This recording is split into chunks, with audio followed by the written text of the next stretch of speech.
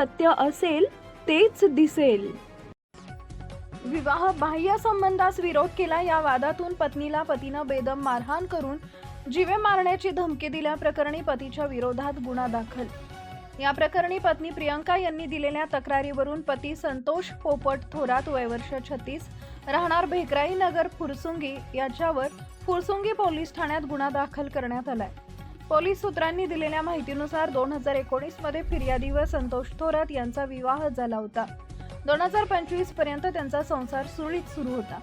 जून महिन्यात प्रियंका यांनी पतीचा मोबाईल तपासला. त्यामध्ये एका मुलीसोबतचे चॅटिंग आणि फोटो पाहिले. याबाबत तिनं जाब विचारला असता संतोष यानं ती आपली मैत्रीण असून तिच्याशी लग्न करणार असल्याचं सांगितले. आपल्या पतीचे एका मुलीशी विवाहबाह्य प्रेमसंबंध असल्याचं समोर आल्यानंतर पत्नीनं या संबंधांना विरोध केला. त्यामुळे संतोष यानं नीट राहायचं असेल तर राहा, नाहीतर चालती हो असं म्हणत मारहाण सुरू केली. वारंवार समजावून सांगूनही आणि माहेरच्या लोकांनी मध्यस्थी करूनही त्यानं आपलं वागणं सुधारलं नाही. 22 सप्टेंबर 2025 रोजी फिर्यादी व माहेरच्या लोकांनी संतोषला समजवण्याचा प्रयत्न केला. तेव्हा त्यानं सर्वांना शिवीगाळ करत तुम्हा सगळ्यांना बघून घेतो अशी धमकी दिली. 4 मार्च 2026 रोजी पुन्हा याच कारणावरून मोठा वाद झाला. पतीनं प्रियंका यांना पुन्हा मारहाण करून जीवे मारण्याची धमकी दिली.